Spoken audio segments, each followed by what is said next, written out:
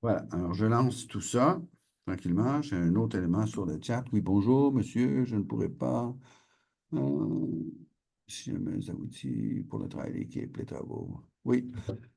Euh, Très bien. Je vous expliquais que les travaux d'équipe, les équipes d'une étude de cas à l'autre, je vais faire les équipes. La seule équipe que vous pouvez structurer vous-même va être celle pour le travail de session, dont on reparlera dans quelques semaines. Le travail de session, on l'amorce d'habitude après la mi-session. OK? Pour les équipes que je vais faire, c'est moi qui vais les faire tout à l'heure. Je vais ouvrir un certain nombre de salles, dépendamment du nombre de participants que j'ai ici, et je vais vous diviser dans les salles. Puis je vais vous expliquer le processus de ça. L'importance de changer les équipes comme ça, OK? C'est pas pour vous éviter le confort. C'est pour vous mettre en situation de changement de culture au sein de l'organisation.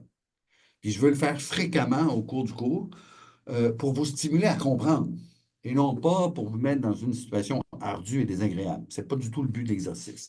Mais le but, c'est que, comme j'expliquais dans l'autre classe, ben, je ne veux pas une équipe de 8 Espagnols. Je veux la diversité. Alors, ça veut dire que si j'ai 8 équipes, j'essaierai, tant bien que mal, de mettre un Espagnol par équipe. Comme ça, on a quelque chose de plus varié. Et ça va être plus enrichissant pour vous. Alors, allons-y, doucement.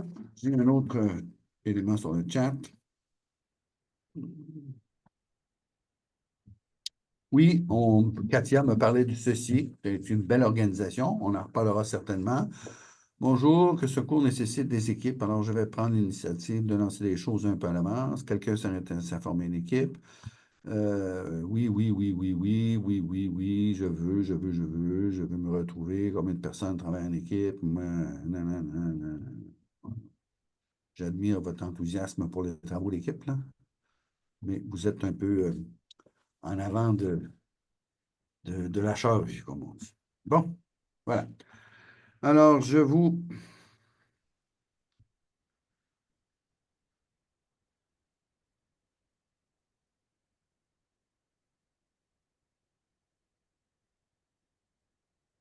Bon, Rebecca Fadoul voulait savoir si on avait entendu le nom des équipes Fadoul, DEF. Rebecca, merci, c'est noté.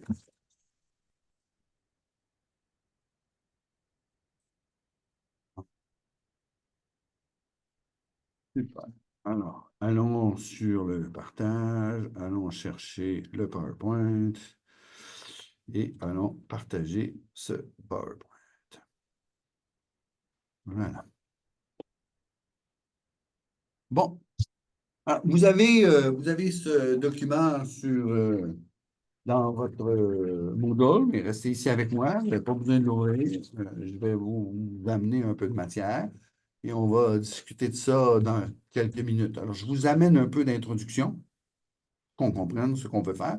Je vous ai parlé tout à l'heure du fait que la semaine dernière, on a parlé de la culture dans l'individu. Aujourd'hui, on veut amorcer la compréhension de la culture au sein des organisations, que ce soit entreprise à but lucratif, Bombardier, que ce soit un ceci ou un Oxfam, ou un médecin sans frontières, ou une coopérative de femmes dans un village au Burkina qui produit du karité pour faire vendre à des entreprises de cosmétiques, par exemple. OK? Tout ça est varié et tout ça va nous amener à la compréhension de ces cultures au sein des organisations. Alors, je vais essayer de faire. Voilà. Alors, structure organisationnelle au niveau des entreprises. Évidemment, au sein des organisations avec lesquelles peut-être certains d'entre vous travaillent déjà, ça peut même être un restaurant ou un magasin, c'est une organisation, quelle qu'elle soit. Il y a une structure qui existe pour coordonner les activités, n'est-ce pas? Et vous qui étudiez en gestion, un des modus, des points importants de ce que vous apprenez dans ce travail, dans ces études, c'est à gérer la coordination et la conception de ces activités. Hein, il y a toutes sortes de types de structures. On va garder ça le plus simple possible. On va se limiter à trois ou quatre on pourrait débattre longtemps. Le but ici n'est pas de décortiquer ça jusqu'à plus soif, mais véritablement de comprendre qu'il y a une diversité au sein des structures. Point. Alors, on comprendra qu'un Google ou un Apple gère ses façons de faire d'une différente manière de ce que fait le restaurant au coin de la rue, sans ombre d'un doute.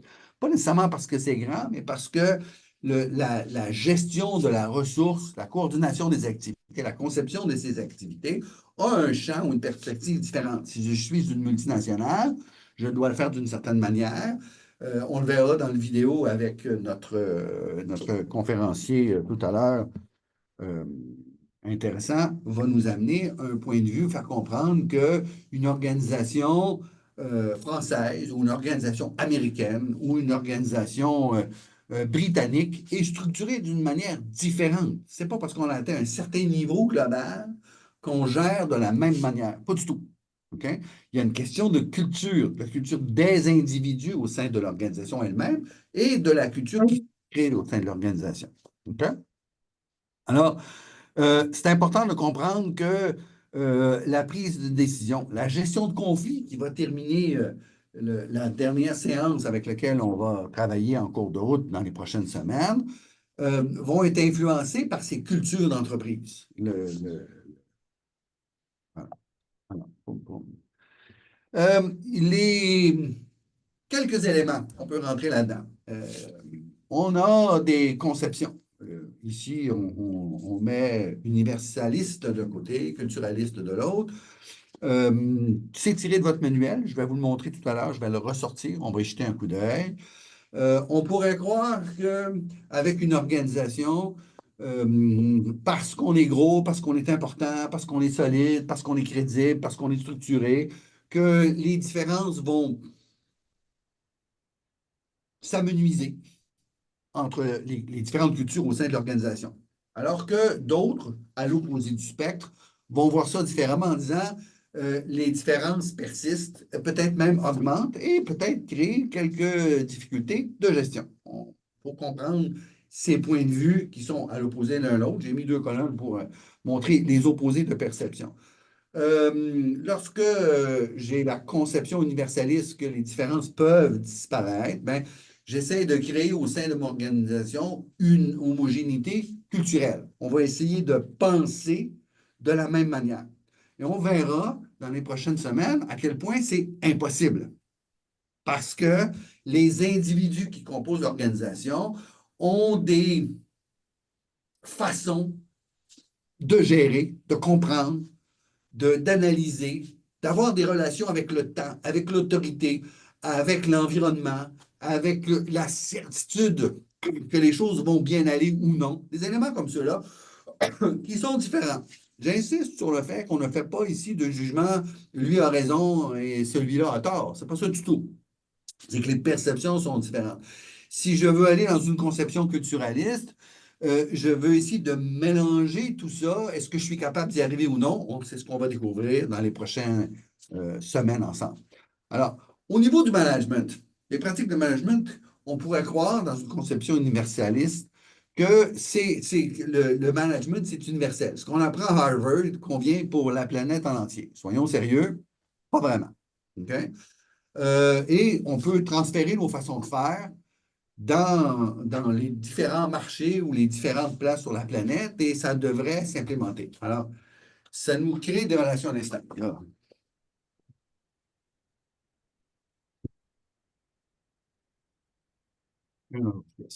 Alors, il y a eu, et il existe encore, des entreprises, des organisations qui essaient de pousser cette façon de faire qui est la leur et de l'implémenter avec force et vigueur dans les marchés extérieurs. Alors, évidemment, on a compris, ou on comprend que je ne fais pas affaire à New York comme je fais affaire à Berlin, comme je fais affaire à Ridia. Les façons de gérer ne sont pas les mêmes, les gestionnaires n'ont pas les mêmes cultures et la façon de comprendre ça dans les modèles qu'on va découvrir dans les 2 prochaines semaines vont nous permettre de s'interroger. Okay? On n'est pas encore aux réponses. Vont nous permettre de nous interroger sur est-ce que je peux faire mieux? Est-ce que je peux faire différemment ou est-ce que je ne change rien parce qu'on le fait bien? Alors, les pratiques de management dans une conception culturaliste sont fortement marquées par des cultures d'origine, d'où l'origine des dirigeants de l'organisation. Alors, on rencontre souvent des résistances lors des applications dans d'autres contextes. Si je suis d'une origine avec, par exemple, une entreprise japonaise où le respect de l'autorité est primordial, très pyramidal, et en haut se trouve le doyen de l'entreprise qui exprime la volonté pour l'entreprise au complet. Il va être très différent d'une organisation euh, des Pays-Bas, par exemple, où on va être beaucoup plus horizontal et tout le monde peut contribuer à amener des idées pour faire avancer l'organisation. C'est très différent. Parce que l'un est plus performant que l'autre, ben, on voit que les entreprises japonaises, Mitsubishi ou autres, sont présents partout avec force et vigueur et que leur modèle est fonctionnel, très fonctionnel.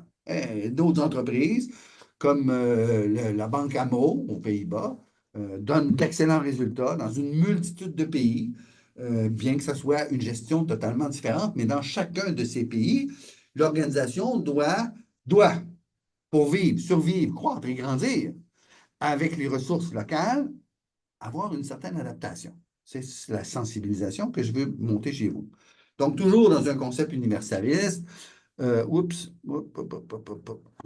structures et cultures d'organisation sont imposées par la culture dominante et acceptées sans contrainte. Du côté opposé, en conception culturaliste, les structures et cultures d'organisation reposent sur des contextes spécifiques et peuvent varier d'un endroit à l'autre, peut-être avec une souplesse différente. Alors, tout ce qu'on veut éviter avec ça, c'est engendrer des conflits, des malentendus, et on veut arriver certainement à gérer dans un contexte où la performance de l'organisation, qui est l'élément le plus important, va arriver à rencontrer les résultats qui ont été demandés par la direction aux échelons supérieurs, et idéalement, souhaitons-le, avec une certaine harmonie. Ça peut être surprenant. OK? J'ai presque terminé cette partie. Voilà. Alors, imaginons trois ou quatre différentes structures. Dans votre texte, d'ailleurs, le texte que je vous amènerai dans un instant, tiré du livre, on sort quatre types de structures organisationnelles. Alors, les structures organisationnelles définissent la manière dont les tâches sont réparties, coordonnées et supervisées au sein d'une organisation. Elles sont cruciales car elles influencent la performance, l'efficacité et la capacité d'une entreprise à répondre aux changements de l'environnement externe. On comprendra que je peux avoir une entreprise à Paris avec des gens qui viennent de partout, qui travaillent dans mon entreprise à Paris, mais c'est une entreprise parisienne qui appartient à un Parisien, qui est dirigée avec un esprit parisien, avec des gens qui s'amalgament là-dedans, et la façon de faire va être celle-ci. Si je prends cette entreprise et que je délocalise certaines parties de l'organisation, par exemple, je conçois des vêtements, je fais les designs à Paris, mais je fais la coupe au Pakistan, l'assemblage au Vietnam, et je vends en Afrique subsaharienne avec un entrepôt et un centre de distribution à Abidjan, en Côte d'Ivoire. Tous ces éléments-là vont m'obliger à revoir ma structure organisationnelle. OK? Alors, on voit dans le texte du chapitre que je vous avais suggéré de lire qu'on propose quatre types de structures, la fonctionnelle, la divisionnelle, la matricielle et la structure en réseau. Alors, la structure fonctionnelle a des avantages et des inconvénients, regroupe des activités similaires sous des départements fonctionnels tels que marketing, finance, ressources humaines, conception, design. Cette structure favorise une efficacité opérationnelle et expertise spécialisée.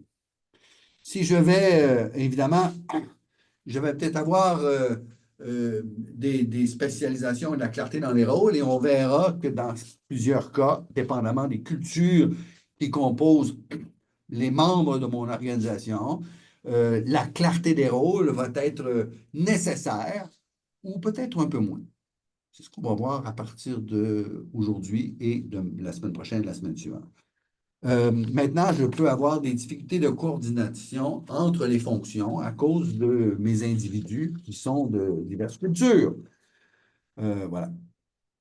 Dans une structure divisionnelle qui organise des activités en divisions autonomes basées sur les produits, les services ou les marchés géographiques.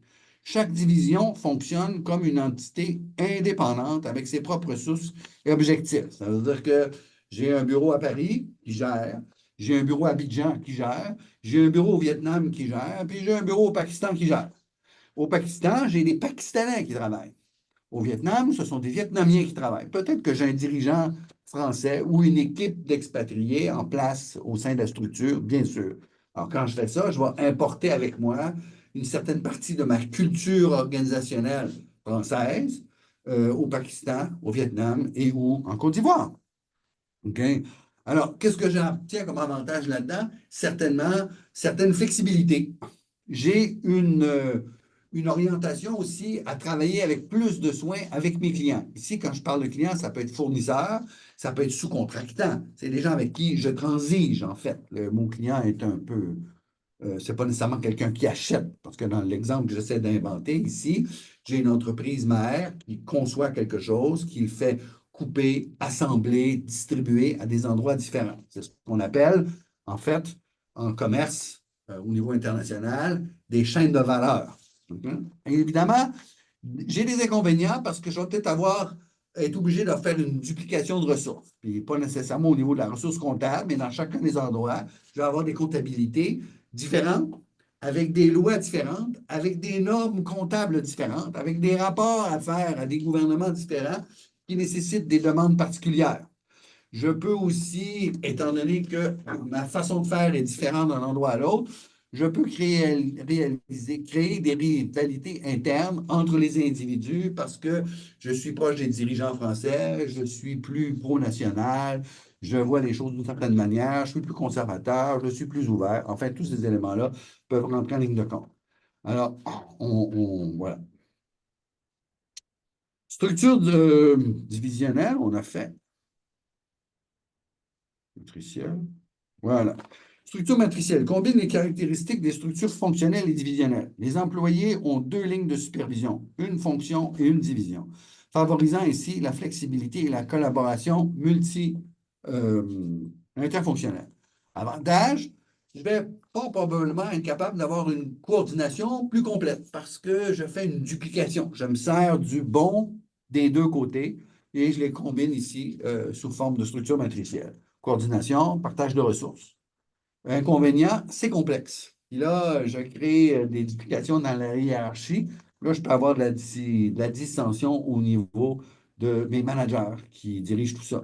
Alors, c'est une combinaison intéressante. Le texte que vous avez lu, certainement, n'est-ce pas, est explicite à ce sujet. Il restait la structure en réseau que je n'ai pas mis ici, je ne sais pas pour quelle raison. Utilise des alliances, des partenariats et des contrats pour gérer les activités et atteindre les objectifs organisationnels. Sa structure est adaptée aux environnements dynamiques et complexes où l'innovation et la réactivité sont essentielles. On retrouve beaucoup ça dans les secteurs des technologies de l'information, par exemple. Alors là, je veux faire un saut entre ici et je vais aller chercher le texte dont je vous parlais tout à l'heure. Ici, comme ça.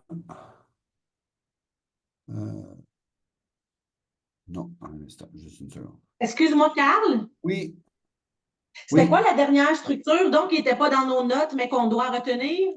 Ce c'est pas, c'est dans ton, je m'en vais te le montrer dans ton texte Ah, de ton oui, manuel. OK. Structure en réseau. Merci. Et j'ai découvert hier que Ajar n'avait pas mis la structure en réseau en plus là-dessus, puis je ne l'ai pas rajouté hier soir. Alors, qu'est-ce que j'avais structuré pour vous? Chapitre 1. Voilà. Et voilà. Partager. PowerPoint. Boom. Voilà. Comme ça. Il ne faut pas hésiter à me poser des questions. Alors, j'agrandis tout ça. Voilà. Ah, ça, c'est votre manuel, n'est-ce pas? Manuel que vous avez été jeter un coup d'œil, qui est disponible par la bibliothèque, qui ne vous coûte rien, je pense, à moins que je me trompe. n'est-ce pas? Alors, on a vu la semaine dernière, ici, alors je vais me prendre mon crayon, puis je vais annoter au fur et à mesure, comme ça. On a vu ces éléments-là, les multiples facettes de la culture. On a commencé avec ça la semaine dernière. Aujourd'hui, on rentre dans cette section, dans les spécificités de la culture organisationnelle. On est toujours dans le même chapitre, qui est le chapitre 1, la culture, un concept multidimensionnel. L'individu, l'organisation et tout à l'heure, la combinaison de tout ça pour obtenir des résultats qui valent la peine. Okay? On n'ira pas aujourd'hui dans les flux d'investissement de l'économie mondiale. On va se cantonner un peu à ceci. Je reviens, j'efface ce que je viens de faire là, effacer tous les dessins, merci. Je remets ma souris et je descends ça. Alors, on a vu rapidement la semaine dernière les différents niveaux de culture. Culture nationale, régionale, éthique, religieuse, linguistique, du genre qui désigne le sexe de l'individu, la générationnelle, sociale, culture de métier qui concerne le métier exercé et organisationnelle, la culture d'entreprise, celle qu'on regarde maintenant. Alors, je ne refais pas la culture nationale et tout ça, on a vu ça. La culture organisationnelle, aujourd'hui, n'est-ce pas? On a parlé tout à l'heure, et je vais prendre mon marqueur, dessiner, un instant, juste une seconde. Dessiner, surligner. Mais bon, ouais, c'est ça. Alors, ma culture organisationnelle. OK? Détermine à la manière de gérer les situations courantes, de traiter les informations et d'appréhender les relations internes et externes. Elle est transmise par les groupes sociaux, les actions collectives, les pratiques managériales. La culture d'appartenance à une entreprise peut faciliter l'intégration, la fidélisation, la cohésion des collaborateurs et le dynamisme collectif qui se développe entre les acteurs individuels. Et quand on parle d'acteurs individuels, on parle de toi, de moi, on parle de membres de l'organisation qui ont tous une culture ou des cultures propres. Moi, je dis des cultures, on peut simplifier, dire une culture, mais une culture, c'est un amalgame d'éléments qui crée l'individu que vous êtes. OK? C'est pour ça que lorsqu'on se retrouve dans un endroit, vous travaillez pour quelqu'un, puis vous l'écoutez, vous donnez des directives, peut-être, puis vous regardez, puis vous vous dites, moi, je ferais ça différemment. Mais c'est lui le chef, ou c'est elle le chef. Alors, je ne sais pas comment on est quand on les aide puis qu'on prend des commandes de l'autorité. Moi, boomer, Canadien, Français, d'origine élevée, catholique, blanc, tout ce que tu veux, cisgenre. Tu sais, quand je reçois une commande de mon patron, je dis oui, chef, puis je fais ce qu'on me demande de faire parce que je suis payé pour ça. Il va m'arriver peu fréquemment de lever la main et de dire oui, mais je ne suis pas d'accord. Peut-être que si c'est odieux, ça ne se fait pas, ou que c'est contre la loi, hein, je vais lever la main. Mais alors que d'autres, ailleurs, vont résister différemment ou plus, avec plus de vigueur. Et là, encore une fois, j'insiste beaucoup sur le fait que on va pas, on va pas euh, porter un jugement sur ce qui est bien et pas bien. Donc, ce que je veux qu'on souligne pendant les prochaines semaines, c'est les endroits où on trouve toutes ces différences. On va amalgamer ça tout à l'heure. Et on va voir comment on va gérer mieux. Alors, je continue. Je reprends ma souris. Alors, on regarde, on a jeté un coup d'œil sur les valeurs qu'on met là-dedans. Si chaque culture d'entreprise est unique, on note l'existence de certaines valeurs qui sont mises à l'avant par un nombre d'organisations comme l'engagement et l'éthique, la RSE, la responsabilité sociale des entreprises. Maintenant, on parle d'entreprises vertes, carboneutres. Ce sont des éléments qui sont de plus en plus importants. Il y a 5 ans, il y a 10 ans, un carboneutre, vert, on trouvait ça pas loufoque, mais peut-être pas nécessairement à propos dans une entreprise à but lucratif qui cherche à enrichir ses actionnaires. Aujourd'hui, ça fait partie de valeurs qu'on doit mettre en avant. Mais est-ce que ces idées d'entreprise verte au carbone neutre sont aussi importantes à Bahreïn, euh, à Abidjan, à Ho Chi Minh City, à Paris ou à New York? Je n'ai pas la réponse à ça parce que c'est complexe, mais c'est important de comprendre ces éléments-là. Alors, bon, on a jeté un coup d'œil là-dessus. J'arrête là.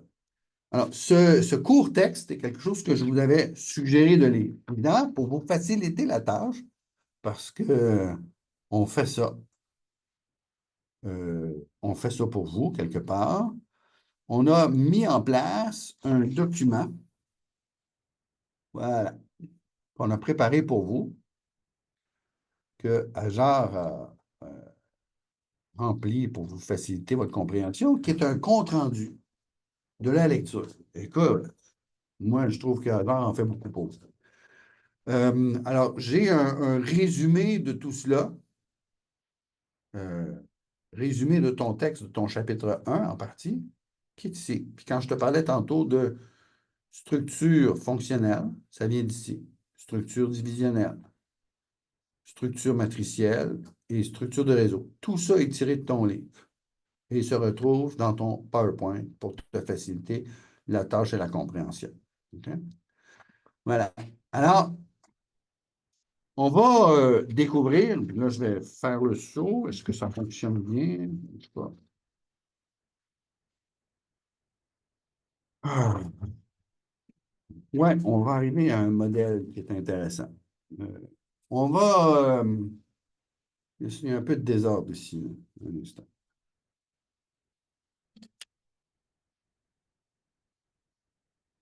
Euh, j'ai un modèle qui nous est proposé dans le PowerPoint. Alors, on va retourner chercher le PowerPoint. C'est tiré de votre manuel, mais je vais retourner dans le PowerPoint. PowerPoint, PowerPoint. Hop, hop, hop, hop. Voilà. Voilà. Un modèle CAGE, application du modèle de stratégie d'entrée sur le marché. C'est tiré de votre auteur. J'ai trouvé ça intéressant et ça mérite mention. Dans lequel l'entreprise, consciente de ces différentes dimensions culturelles au sein de son organisation, a des préoccupations au niveau de la culture, de l'administration, de la géographie, endroit où je me trouve, et de l'économie dans laquelle je travaille. Alors, elle forme les différents éléments. Je disais distance culturelle, distance administrative, distance géographique, distance économique. Et là, on apprend à comprendre quand on parle de. Est-ce que vous voyez ce que je suis en train de montrer? Non. Non, vous ne voyez pas. Il faut me le dire. Partager. PowerPoint. Comme ça. Vous étiez là, vous écoutiez, puis vous ne voyez pas. Voilà. Bon, alors, j'ai un élément où on va commencer à comprendre les éléments de distance culturelle. OK? Puis à partir de la semaine prochaine, on va voir des échelles. Je vous parlais tantôt j'amène des concepts qu'on va développer dans les prochaines semaines. La distance hiérarchique. Comment on répond et on réagit aux demandes de la hiérarchie supérieure? Comment on la respecte? Comment on l'évalue? Comment on s'y soumet? Comment on la conteste? Dépendamment de la culture qui nous a façonnés. Alors, dans certains pays, ou comme le Japon, très pyramidal, une autorité suprême en haut qui dicte comment ça fonctionne en bas, et tout redescend pour que les gestionnaires aux différents niveaux puissent réaliser les tâches qui ont été nommées par la pointe de la pyramide. Okay? Dans d'autres façons de faire, on a parlé par exemple d'un modèle plus des Pays-Bas, par exemple, qui est beaucoup plus horizontal au lieu d'être pyramidal, qui fait qu'on va discuter plus, on va demander l'opinion, on va en tenir compte, ce qu'on ne fait pas dans une structure pyramidale. Je vous ai expliqué que j'ai travaillé beaucoup, par exemple, en Tunisie. Ben, en Tunisie, c'est pyramidal. Le ministre dicte. Ici, le ministre dicte et tout le monde conteste. OK? Qui gagne à la fin? Ben, j'imagine que c'est le patron puis c'est le ministre. Dans une entreprise, le président directeur général. Mais si on regarde une organisation ici au Québec comme Hydro-Québec, euh, il est fréquent, il est fréquent que le PDG d'Hydro-Québec descende manger dans la cafétéria avec les employés. Vous ne verrez pas ça en France. Pourquoi il fait ça? Parce que les gens vont lui dire bonjour, comment allez-vous? Ah, j'ai une préoccupation. Et il va prendre le temps d'écouter. Ça ne veut pas dire que parce que l'employé a une préoccupation qu'il va changer les règles et directions d'Hydro-Québec. C'est pas ça du tout. Mais il va les entendre. Il fait ça pour aller prendre le pouls de son organisation. C'est pas partout. Il y a beaucoup d'endroits où on ne fait pas ça. L'endroit où se trouvent les PDG, la porte est fermée, on ne peut pas monter à son étage, c'est privé. C'est plus qu'une image, c'est une réalité. Alors, dans un contexte nord-américain, dans un contexte canadien et même québécois, le PDG est souvent plus accessible. Alors, vous voyez ce que j'entends par distance culturelle. L'accessibilité au PDG ou la non-accessibilité. Ça va tout avec une perception culturelle qu'on va élaborer. Je vais vous amener avec ça tranquillement. Alors, je descends un instant. Voilà. Alors, on a un modèle qui nous est proposé dans votre livre, que j'ai trouvé intéressant, qui va nous permettre de combiner culture, administration, géographie, économie, dans lequel je regarde. Donc, les distances culturelles, les distances administratives. Là, vous comprenez un peu plus le concept de distance. Entre j'ai tort, j'ai raison, entre dans ma culture, on le fait comme ça, dans la sienne, on le fait comme ça. Qui a raison? Personne. Et il y a tout ce qu'il y a entre les deux. On va avoir des graphiques dans les prochaines semaines où on va établir une trentaine de pays, puis on va voir la progression dans ces distances-là entre un pays et un autre. On va voir que des fois, on a l'Allemagne à un bout, puis le Mexique à l'autre. Il y a un certain, on va être étonné des fois qu'on a la Malaisie ici, puis qu'on a le Brésil ici. Pourquoi? On va essayer de comprendre ça. Alors, distance culturelle, différence linguistique, différence ethnique, différence religieuse et différence dans les normes sociales. Normes sociales, d'où je viens, l'importance de ma famille, par exemple, comment j'ai été élevé, quel genre d'école je suis allé, etc. Dans les distances administratives, les politiques gouvernementales, les contextes institutionnels, la présence ou absence d'union économique, monétaire, politique. Ça peut être l'inclusion ou l'exclusion de syndicats, l'intensité des liens coloniaux. Et là, si on peut parler, par exemple, on a quelques participants avec nous qui sont dans des anciennes colonies françaises, par exemple. Alors, on pense à la Martinique, mais on pense aussi à des pays d'Afrique subsaharienne ou du Nord, où l'intensité des liens coloniaux est encore très forte. Il y a, dans plusieurs pays, la France, je n'irai pas faire de développement économique et politique avec vous, là, mais le franc CFA est géré par la Banque de France. C'est quelque part quelque chose qui devrait être périmé, qui devrait peut-être plus exister, qui à la rigueur est même odieux, mais c'est une forme d'asservissement. On a parlé dans le cours que je donnais mardi de l'asservissement de Haïti, qui a longtemps eu une dette économique énorme vers la France. La France a vendu sa dette aux Américains à la Citibank il y a un certain nombre d'années, 25 ans ou 30 ans. Et maintenant, ils ont cet asservissement parce qu'ils ont une dette à rembourser qui est la dot qu'ils ont dû verser pour devenir indépendants. Mais ça reste une intensité sur le colonialisme qu'ils ont subi. Et tout ça façonne l'environnement dans lequel on travaille, dans lequel on essaie de performer, dans lequel on essaie d'obtenir des résultats pour l'organisation. On comprendra que les entreprises haïtiennes souffrent énormément de ce tribut qu'ils n'ont pas réussi à payer parce que l'énormité de la dette dépasse une conception moderne de ce prêt de l'argent, tu le rembourses dans un certain temps, ta dette est payée. Alors, l'existence d'hostilité politique, et là, on voit avec les élections récentes au Royaume-Uni ou en Allemagne, le climat hostile que ça crée au sein du pays et au sein des organisations et au sein du rendement des entreprises, la performance des banques, tous ces éléments-là sont affectés par ça. Alors, il y a des éléments qui sont culturels. Là, je ne veux pas m'en aller pour définir dans les distances entre l'extrême droite et l'extrême gauche d'un pays, mais on a des extrêmes qui se dessinent de plus en plus, alors qu'on verra que dans nos modèles, dans les prochaines semaines, les distances qui existent entre, par exemple, le respect de la hiérarchie et la contestation de la hiérarchie, quelque chose comme ça, la courbe qu'on a dessinée il y a 20 ans est à peu près aujourd'hui la même courbe, quoiqu'elle a migré légèrement. Mais la courbe reste sensiblement pareille. C'est étonnant. On y reviendra parce qu'on aura des vidéos à ce sujet. Distance géographique, éloignement territorial. Alors, tantôt, j'imaginais une entreprise dont la maison mère est à Paris. Une partie des opérations est au Pakistan, l'autre partie des opérations est au Vietnam et la troisième partie est distribution sur le continent africain via la Côte d'Ivoire. Alors là, j'ai des éléments territorial, j'ai la taille des pays, j'ai les présences ou absences d'accès maritime, fluvial, ferroviaire ou routier pour me permettre la libre circulation des marchandises, la topographie, la facilité d'accès, les systèmes de transport de communication et bien sûr les différences de climat et la distance économique, les richesses des pays, des populations, différences concernant les coûts et la qualité des ressources naturelles, financières, humaines. Des fois, je vais choisir justement de faire accéder, par exemple, au Pakistan. On parlait de produits textiles.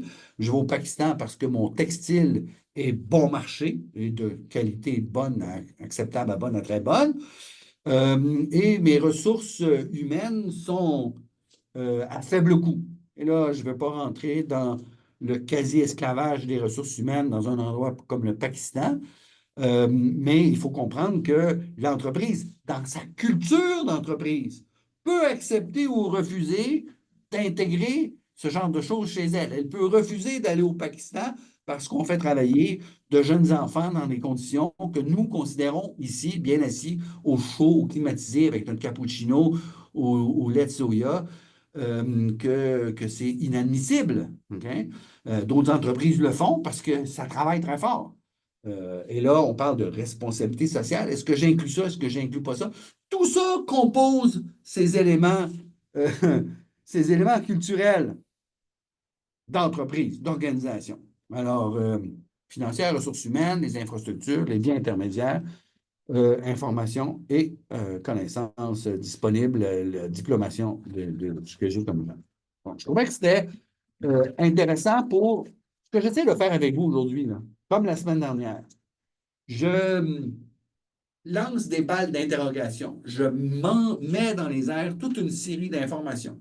OK? Ne soyez pas déroutés. OK? On va, à partir de, après la pause, on va commencer à structurer ça. OK? Alors, ça nous fait déjà 60 minutes. On prend 10 minutes de pause. Et après la pause, on va commencer par une vidéo. Je vais vous montrer deux, trois vidéos. Je vais vous montrer un, deux pour faire un recap de ce qu'on vient de voir. Puis après ça, on va tomber avec un de nos modélistes, Hans Trompenas, que certains d'entre vous connaissent déjà, qui va nous exposer un point de vue. On va commencer nos discussions là-dessus. On est bon pour la pause. Je prendrai les questions à la deuxième partie. C'est bien?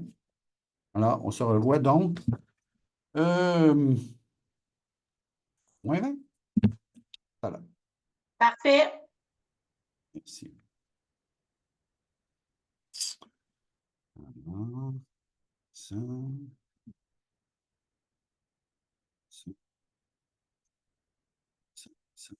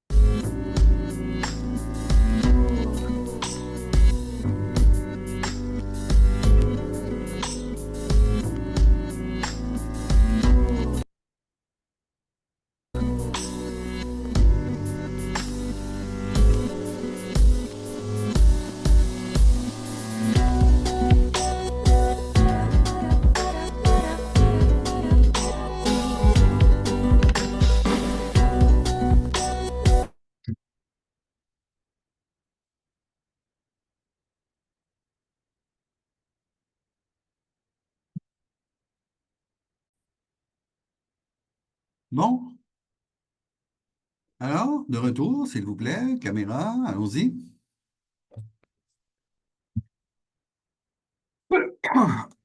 Pardon.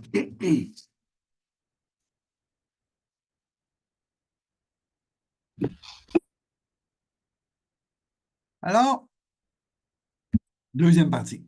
On va faire un petit récapitulatif. Je me sers de deux courtes vidéos qu'on a composées au bureau pour vous, faciliter un peu la compréhension. Donc, c'est tiré du manuel, c'est tiré du matériel qu'on a préparé. Et après ça, on va rentrer dans un exercice avec la présentation d'un des modélistes qui nous intéresse. Alors, je fais les deux vidéos sur ce qu'on a vu la semaine dernière cette semaine. Si question il y a, on va procéder à ce moment-là. Et après ça, on va continuer avec la présentation de Hans Pompeners, qui va nous introduire au modèle avec lequel on va travailler. Voilà. Alors, allons-y. Hop, hop. Et...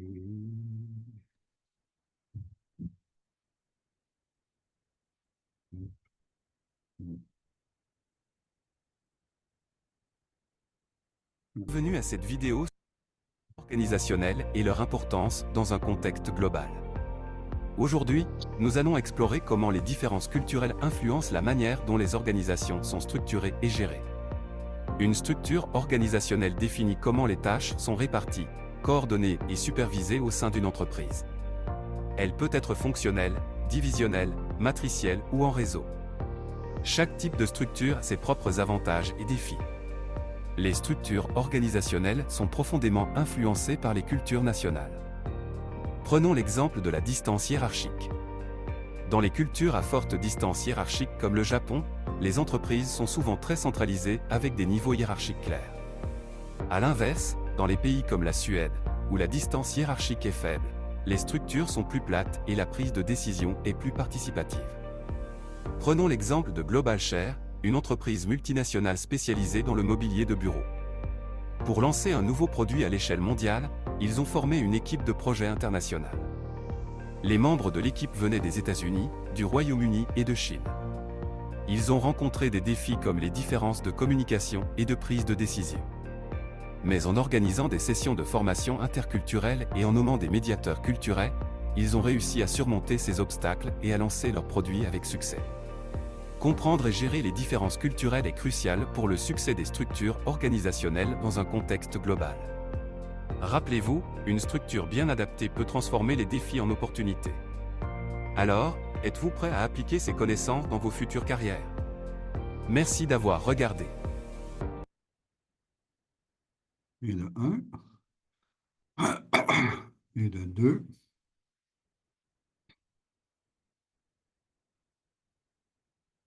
Vidéo, explorons les cultures et structures organisationnelles, un élément clé pour les entreprises multinationales.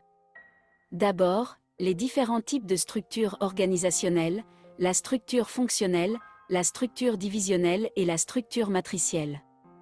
Chacune a ses avantages et ses inconvénients. Par exemple, la structure fonctionnelle permet une spécialisation et une clarté des rôles, mais manque parfois de coordination. En revanche, la structure matricielle, bien que complexe avec sa double hiérarchie, favorise la flexibilité et l'orientation client. Ensuite, parlons de l'importance de la culture dans ces structures. La culture organisationnelle influence la communication, la prise de décision et la gestion des conflits. Par exemple, une entreprise ethnocentrique centralise ses décisions au siège et diffuse ses pratiques managériales à toutes ses filiales. À l'opposé, une entreprise polycentrique donne plus d'autonomie à ses filiales, permettant une adaptation aux spécificités locales. Enfin, les relations siège-filiale dans les entreprises multinationales. Les mécanismes de coordination varient, allant des mécanismes centralisés aux réseaux de socialisation. Ces mécanismes sont essentiels pour gérer les différences culturelles et assurer une collaboration efficace entre le siège et les filiales. Voyons comment ces concepts se traduisent dans le monde réel avec l'exemple de Danone. Danone adopte une approche géocentrique, intégrant ces filiales dans un système global de prise de décision tout en leur donnant la flexibilité nécessaire pour s'adapter aux marchés locaux. Cette approche favorise une culture d'échange et de collaboration à travers l'organisation. Et voilà, un aperçu des cultures et structures organisationnelles. Si vous avez des questions, n'hésitez pas à les poser en commentaire. Bon. Merci. On peut sortir de ça. On peut sortir de ça. Alors, justement, est-ce qu'on a... vous avez des interrogations en ce moment-ci qui nécessitent d'être adressées ou on peut poursuivre avec la présentation de M. Trompenas? On lève la main ou non? Oui, Aliba. En fait, je voulais que vous reveniez sur le modèle cash, Oui. parce que je ne comprends pas genre, en quoi ça a un impact avec la diversité culturelle. Très bien. Alors, moi, je vais te faire une suggestion. OK? Mhm. Parce que j'imagine que tu n'as pas lu la portion de chapitre correspondant à ceci avant le cours. OK? Comme je vous l'ai suggéré précédemment, je vous demande de lire le chapitre avant le cours pour faciliter ces éléments-là. Je ne fais pas je ne veux pas dénigrer ta question d'aucune manière. OK? Mais je veux aussi que vous contribuiez pour bien qu'on puisse comprendre et bien avancer. Alors, je vais te répondre en partie à ta question. Mais il est important, si je te demande de lire un chapitre qui n'est pas long, tu as vu, c'est très court, OK? D'y jeter un coup d'œil. Et je t'ai mis aussi un texte d'appoint pour te faciliter la compréhension, quoique un peu court, qui est un compte-rendu culture et culture organisationnelle qu'on a préparé, qui est disponible sur le Moodle, que tu as lu ou non? Je n'ai pas eu. Bon. Je n'ai pas vu. Ouais. Alors, et autant moi, je dois me préparer à donner le cours, autant toi, tu dois te préparer à recevoir le cours. Ce que j'essaie d'expliquer ici, c'est que je peux être en avant et te parler, tu prends des notes et puis tu comprends ce que tu comprends. Comme on est un cours en ligne, tu es en ligne, tu m'écoutes, ou tu es en ligne, tu fais d'autres choses, ou la caméra est fermée puis tu es dans l'autre pièce. Qu'importe. OK? Mon travail à moi, c'est de m'assurer qu'à la fin de ce cours, que tu as acquis des nouvelles connaissances qui vont te permettre de mieux gérer, parce que tu es dans une école de sciences de la gestion. Alors, et je fais ça dans tous mes cours, quand je te demande de lire un chapitre et je te donne l'accès au compte-rendu normalement après le cours et non pas avant, parce que je veux que tu fouilles un peu sur ton chapitre. OK? Alors, maintenant, pour être bref avec ton modèle CAGE, l'auteur de ton livre, OK, a émis, et ce n'est pas son modèle à elle, elle a émis un modèle de distance culturelle. Et les distances culturelles, nous allons les découvrir dans les prochaines semaines avec les modèles dont on va expérimenter une première partie de modèle aujourd'hui. On va découvrir doucement aujourd'hui. La semaine prochaine, on va tomber là-dedans. Alors, on va faire du Fun Entrepreneurs. On va faire du... Non, m'échappe, là, j'ai des blancs de mémoire. On va travailler avec 3 modélistes. Un Hollandais, un Allemand et une Américaine qui vont nous donner les éléments. Alors, il y a d'autres modèles, il y en existe une multitude. Alors, l'auteur, elle s'est arrêtée, entre autres, à un modèle qui s'appelle le modèle CAGE, culture, administration, géographie, économie. Donc, elle a divisé au sein pour faire une modélisation de la culture organisationnelle et non pas de l'individu. Les modèles que je vais te montrer tout à l'heure, à partir d'aujourd'hui et dans les 2 prochaines semaines, vont être des modèles basés sur les individus. Donc, la culture de l'individu plutôt que la culture de l'organisation. Tu me suis? Ça va? Bon, alors, dans un premier modèle, et on va y revenir tout à l'heure à mesure qu'on va développer et on va acquérir de la connaissance et de la compétence. Alors, je pars sur le fait que certains d'entre vous ont des connaissances, d'autres en ont moins, et j'essaie de monter ça tranquillement pour avoir un niveau de travail dans lequel on va naviguer avec ça avec aisance. Alors, on nous propose le modèle CAGE sur la distance culturelle organisationnelle, basé sur la culture des membres au sein de l'organisation, l'individu. Alors, quand on parle de distance culturelle, on parle pour l'individu des différences linguistiques. Je travaille en arabe, en français, en anglais, en espagnol, en cantonais. Les différences ethniques, on est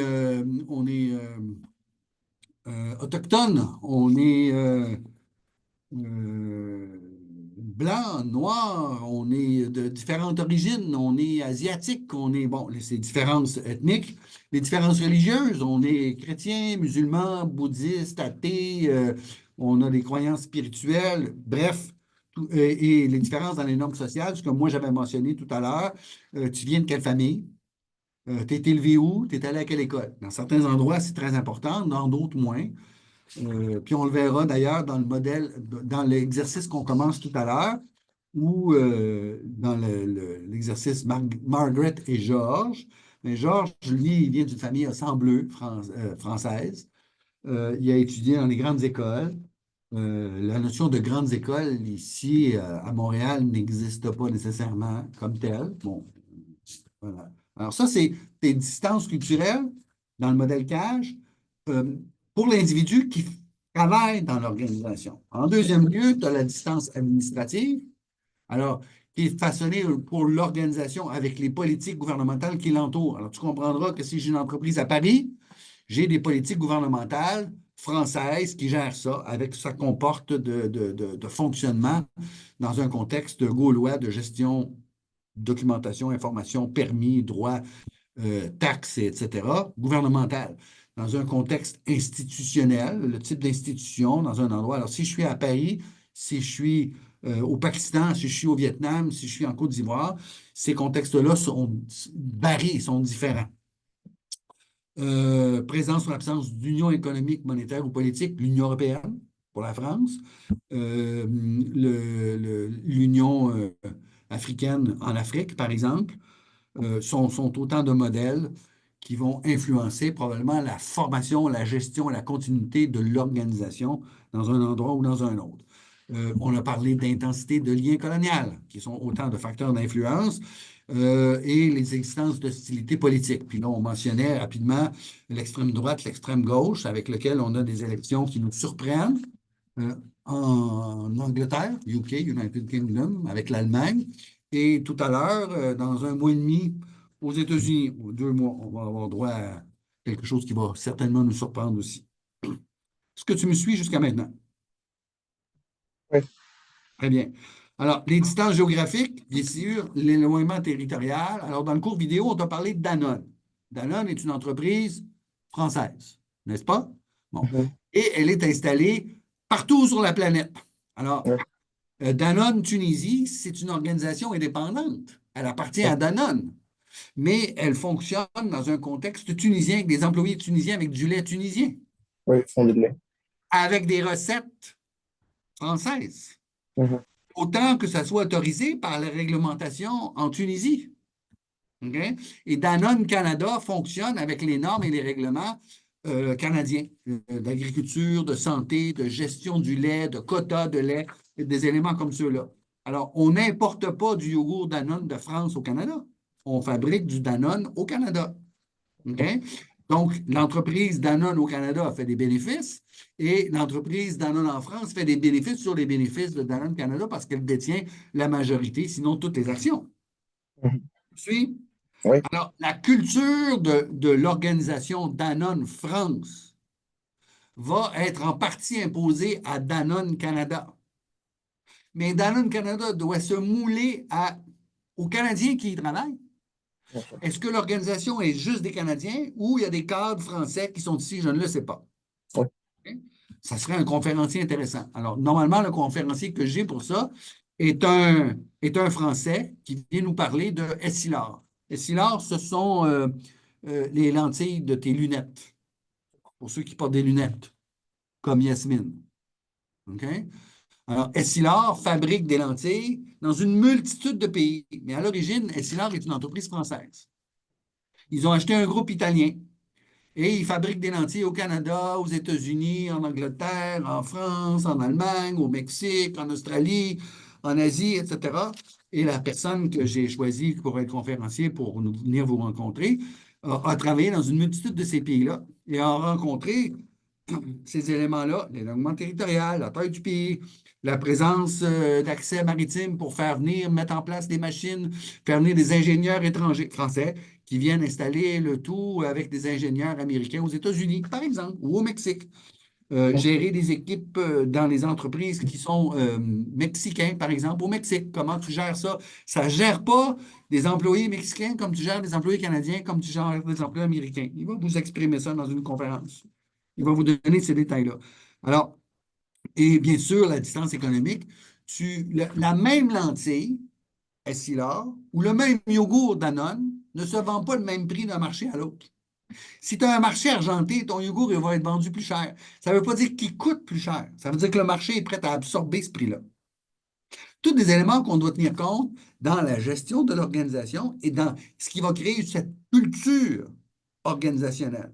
Alors, il y a autant d'éléments, de facteurs d'influence, de culture organisationnelle, qu'il y a des facteurs et d'influence pour une culture individuelle. Toi, tu me suis? Oui. Alors, ce que je fais, ce que j'expliquais tout à l'heure en terminant tout ça, c'est que je vous lance la semaine dernière et cette semaine un tas de concepts dans les airs, comme un jongleur. Là, j'ai lancé des balles. Elles flottent dans les airs. OK? Là, on va les prendre une à une, puis là, on va les placer. Comme D'accord. là, on va saisir tout ça. Alors, je comprends qu'au début, c'est déconcertant parce que ça fait beaucoup de concepts lancés comme ça. Mais si on veut être capable de bâtir quelque chose et d'arriver à une conclusion, euh, une première idée qu'on va germer avec le cas de Margaret et Georges, qu'on va commencer à germer aujourd'hui, dont on va discuter la semaine prochaine. Mhm. Ce cas de Margaret et Georges, on va le revisiter tout au long de la session parce qu'à un certain moment donné, on va découvrir de nouveaux concepts. On va dire, ah, comment j'applique ça? Margaret et Georges. Et vous allez voir que ce qu'on va découvrir aujourd'hui et la semaine prochaine par rapport à ça va être très différent de ce qu'on va découvrir dans 3 semaines ou dans 2 mois. Est-ce que Est-ce que ça te remplit de satisfaction et ça va mieux? Bien sûr, oui. Parce que je ne veux surtout pas que vous soyez perdus et confus. C'est important pour moi. OK? D'autres questions?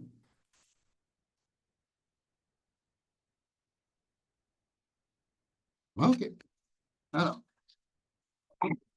euh, Cage puis j'ai pas insisté beaucoup là-dessus parce que je veux expérimenter avec vous les modèles dans les prochaines semaines, les modèles sur l'individu, qui vont nous faciliter la compréhension et on revisitera Cage un peu plus tard parce qu'on va avoir de la matière dans le cerveau pour pouvoir en discuter avec plus de succès. Oui, Tierno, tu as levé la main. Micro, micro. Ah oui, monsieur, je voulais savoir si vous avez pris ma présence, vous m'avez entendu.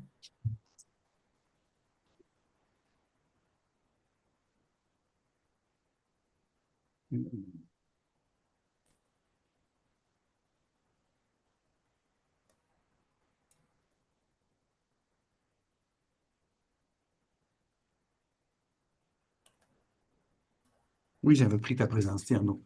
Ok, merci. J'ai posé ton nom, tu as répondu et je l'ai noté. Ah, parce que la semaine passée, j'avais un problème de connexion, donc c'est juste les questions que vous avez posées pour les autres élèves.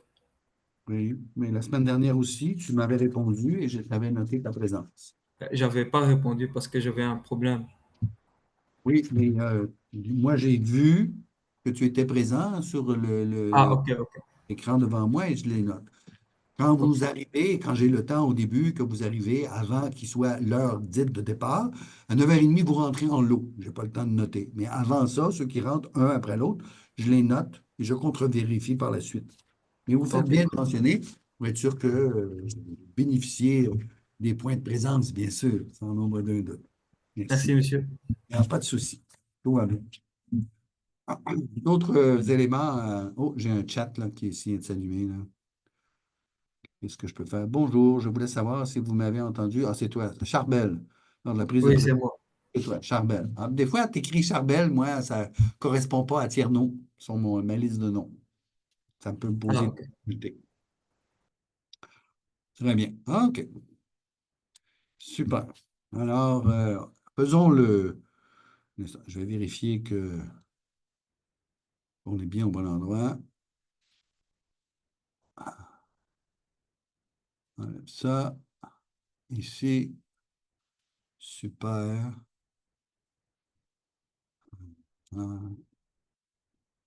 Allons-y. Alors, je veux vous introduire à cette conférence TEDx où Franz Trompenaar était conférencier pour vous introduire ces notions de modèle. On va commencer avec lui parce que je trouve il a de l'humour dans ce qu'il fait. Il le fait avec soin. Je l'ai d'ailleurs déjà réussi à l'inviter ici.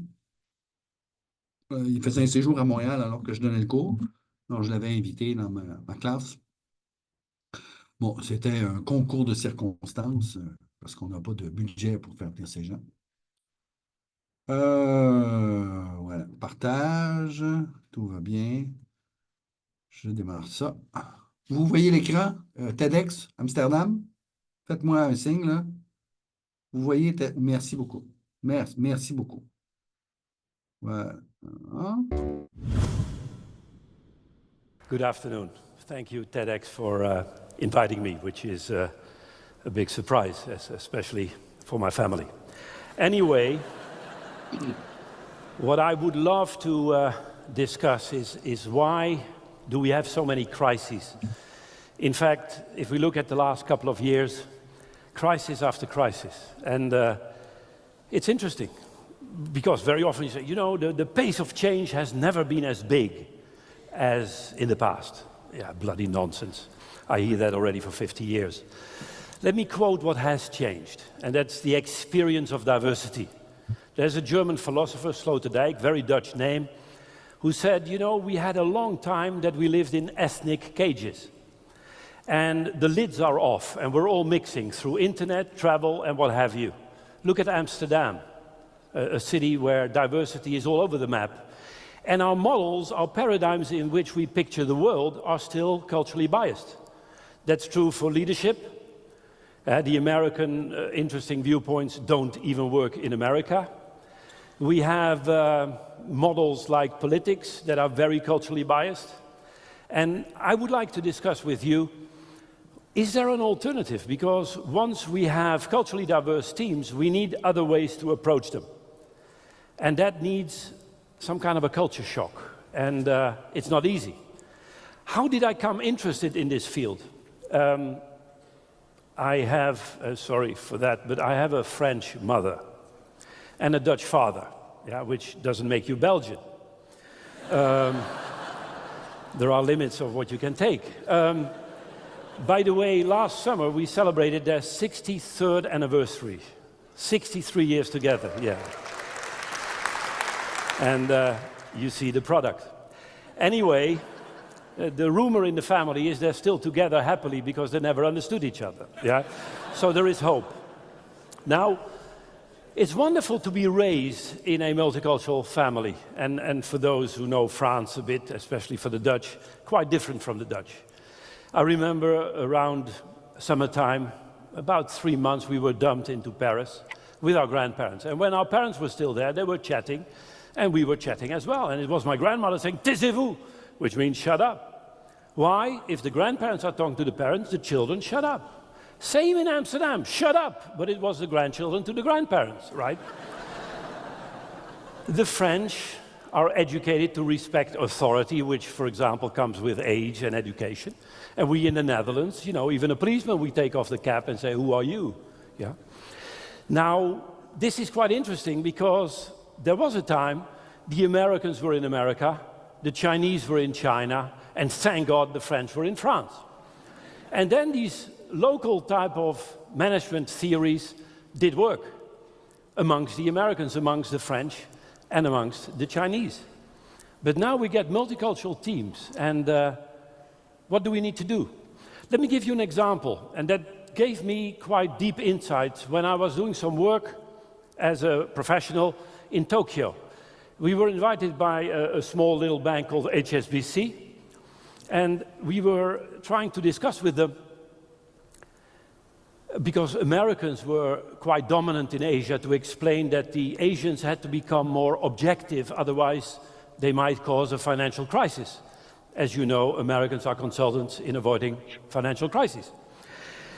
And as you know what the Japanese say if they don't understand it, they say hi, hi, hi, which means I don't understand. So the Americans explained it again, more objective, but louder. And after the third time, the Japanese found out they didn't have a word for objectivity. So they borrowed a word from the Chinese and called it kyakanteki, which literally means the outsider or guest point of view. And for the cynical Japanese, the American point of view. That's objective. Then you have kyakanteki, which is a wonderful word that says, gee, its subjectivity is the host point of view. Now, if we want to avoid companies looking like this, and this is what we get if we don't connect viewpoints, and you know those companies, we have plenty of them. Sorry if your organization is not there. Yeah? Yeah. I had 3 more logos, but there were the 3 sponsors of this event. I had to take them off. Yeah, I'm sorry. Anyway, there are limits to what we can do. Anyway, they said, gee, this is perhaps the basic idea of what we call a dilemma. The outsider's viewpoint, kyakanteki, and the insider's viewpoint or subjectivity, shukanteki.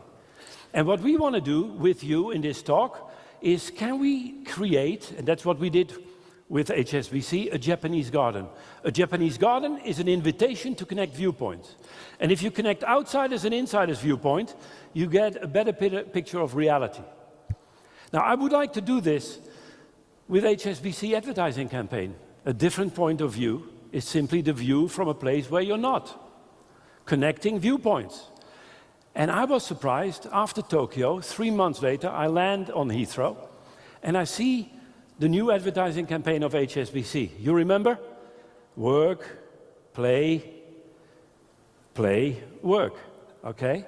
And you remember those advertising? It's too bad that we don't have HSBC advertising campaign so heavily.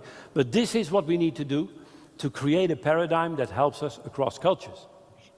Now, let's practice this a couple of times. For those who know our work, we very often ask this question, and we have asked it to 100,000 people now. After I did some research, this was in the late 70s, early 80s, with Shell. We compared 10 refineries, and this was one of the questions we asked to 6,000 Shell people. We said, you're riding in a car driven by a close friend of yours. Your friend is going 50 miles an hour where you're allowed to go 30, and he hits a pedestrian. You come to court, and the lawyer of your friend says, don't worry, you're the only witness. 2 questions. First of all, what is the right of your friend to expect you to testify to the lower figure, to lie for you as a friend? My friend, A, has a definite right. B, some right. C, no right. Now,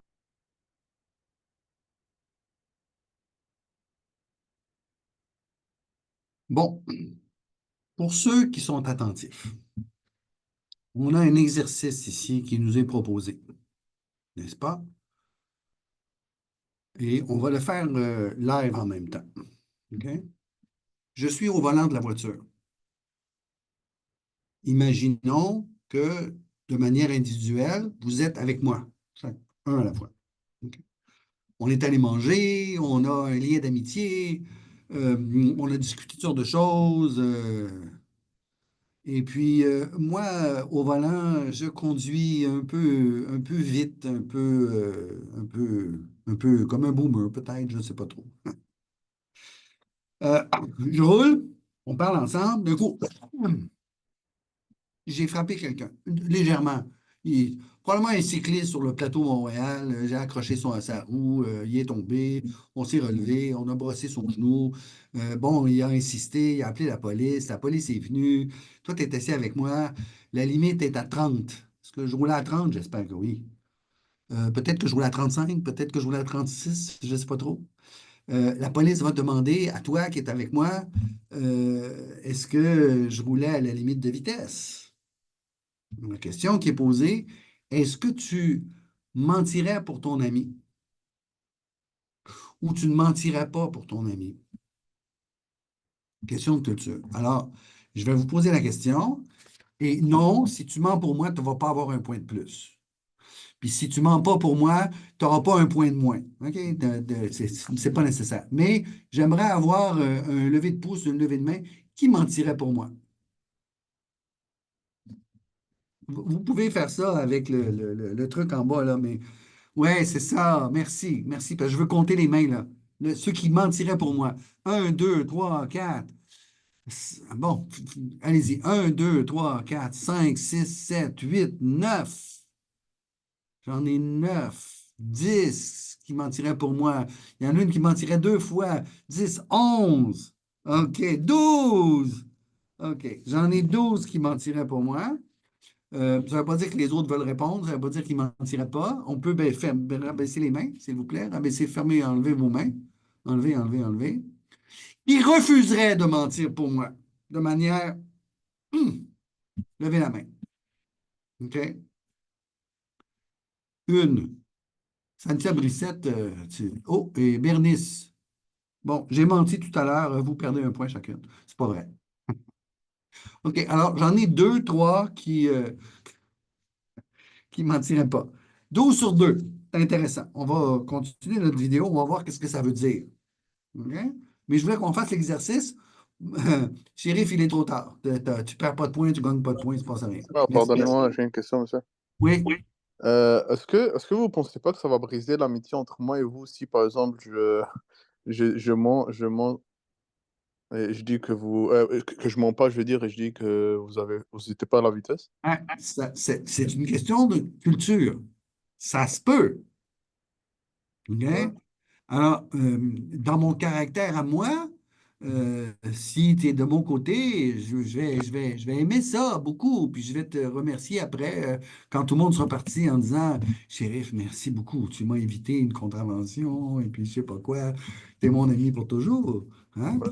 Mais on va voir ce qu'en dit Fun Strumpenners avec son exercice qu'il fait avec le groupe qui est là. C'est intéressant. Ce que je voulais, c'est essayer de voir que dans ma classe, 12 mentiraient pour moi et 2 catégoriquement refuseraient. Les autres sont ambivalents, pas clair. Ils n'osent pas répondre, ils ne veulent pas perdre ou gagner un point.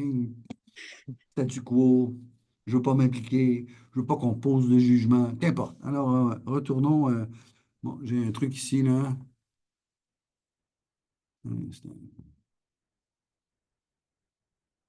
Ah, je n'ai pas mis les sous-titres, Aliba, je suis désolé, j'ai oublié.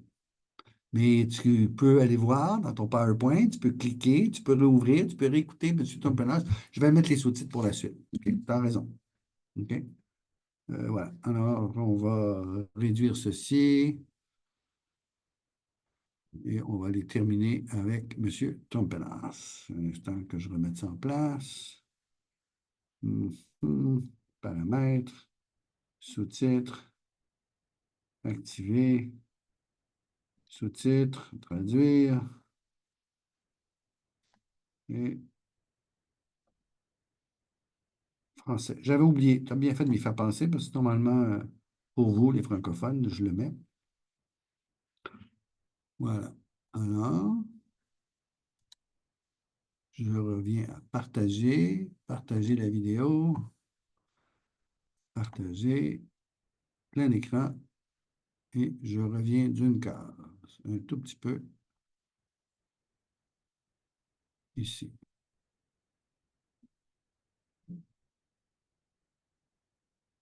Riding in a car driven by a close friend of yours. Your friend is going 50 miles an hour where you're allowed to go 30. And he hits a pedestrian. You come to court and the lawyer of your friend says, don't worry, you're the only witness. 2 questions. First of all, what is the right of your friend to expect you to testify to the lower figure, to lie for you as a friend? My friend, A, has a definite right. B, some right. C, no right. Now, before I engage you in a little discussion, who would like to be in this situation? I've never had an individual, and I do this work quite all over the globe, that said, nice situation to be in. Yeah? 10 years ago, we had a participant who didn't understand the question. Yeah? So we stopped all our workshops in the White House. Now,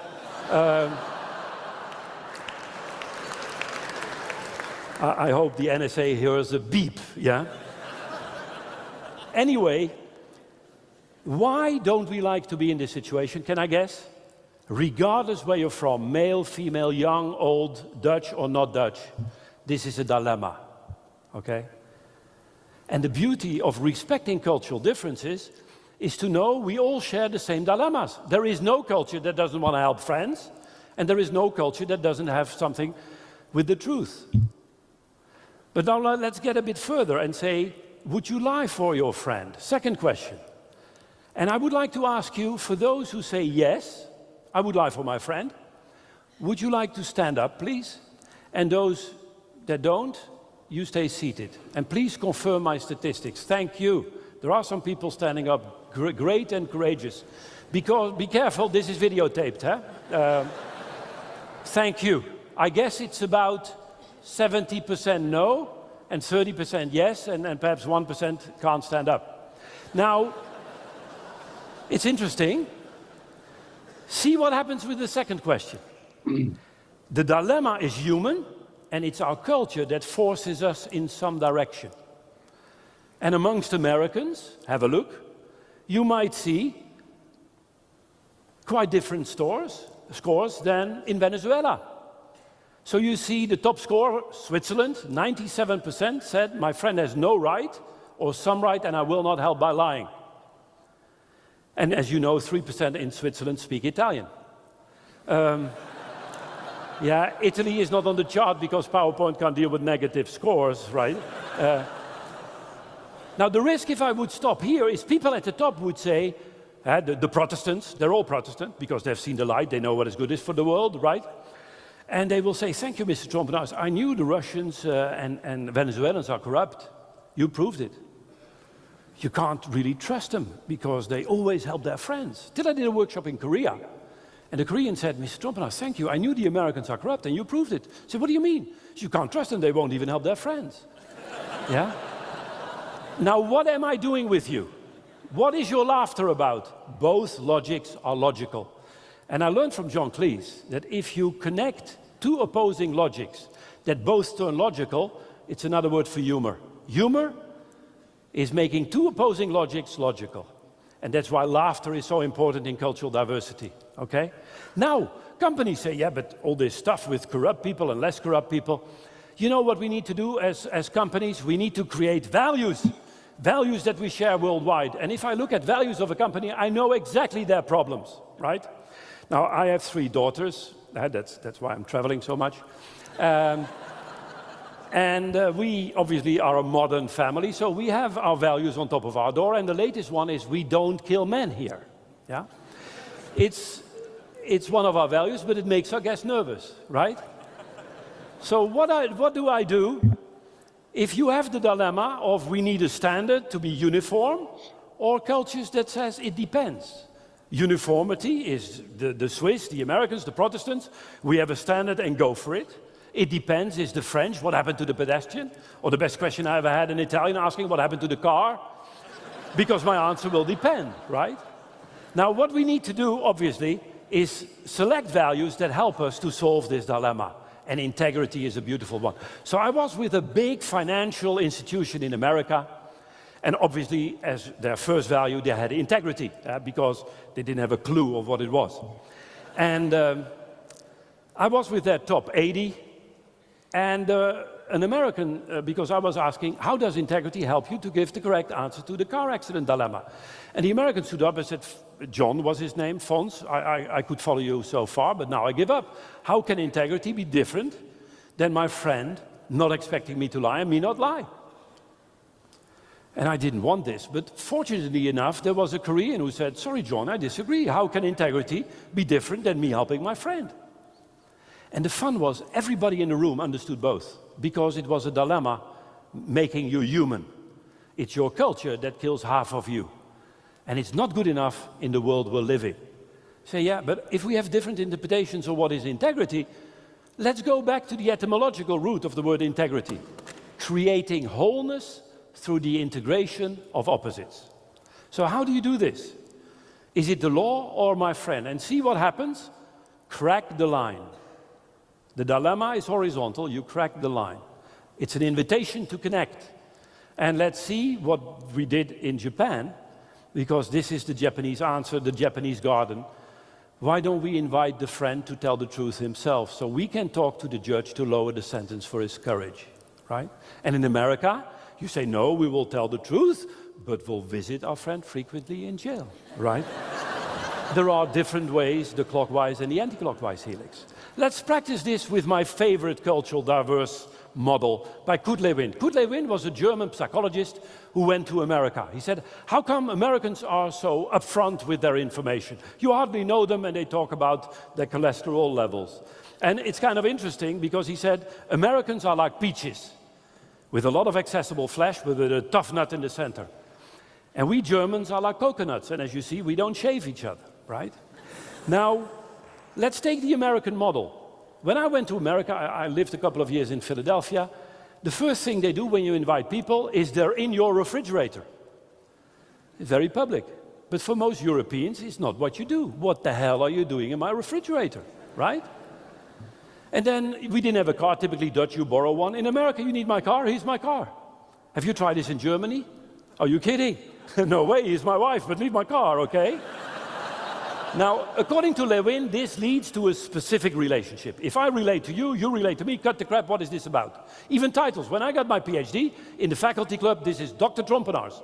With the same people, they introduced me as, this is Fons. Why? You have a label that needs to be relevant in a specific situation. Doctor in the university, Fons at the barbecue.